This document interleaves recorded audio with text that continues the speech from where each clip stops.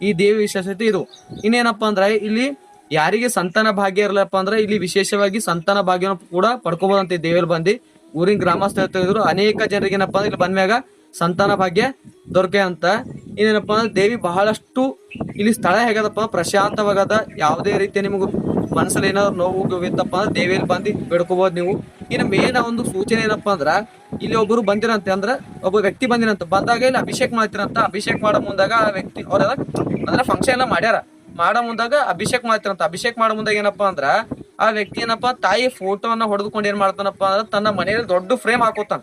Frame ಹಾಕೊಂಡಾಗ ಏನಪ್ಪಾ ಅಂದ್ರ ಅವ್ರ ಮನೆಗೆ ಏನಪ್ಪಾ ಅಂದ್ರೆ ಸರ್ಪ ಕಾಣುವಂತ ಫುಲ್ ರಕ್ತ ಎಲ್ಲ ಕಾಣುವಂತವ ಅಂದ್ರ ತಾಯಿ ಮಹಿಮೆ ಈ ರೀತಿ. ಅಂದ್ರ ಅಭಿಷೇಕ ಮಾಡೋ ಮುಂದೆ ಯಾವ ರೀತಿ ಫೋಟೋ ವಿಡಿಯೋನ ಮಾಡ್ಕೋಬಾರ್ದು. ಬಟ್ ಅವ್ನಿಗೆ ಗೊತ್ತಿಲ್ಲ, ಮಾಡ್ಕೊಂಡು ಹೋಗೋಣ ಏನಪ್ಪಾ ಅಂದ್ರ ಅವ್ನಿಗೆ ಬಾಯೆಲ್ಲ ರಕ್ತ, ಮನೆಯಲ್ಲೇನಪ್ಪಾ ಅಂದ್ರೆ ಸರ್ಪ ಕಾಣೋದು ಈ ರೀತಿ ಆಯ್ತದ.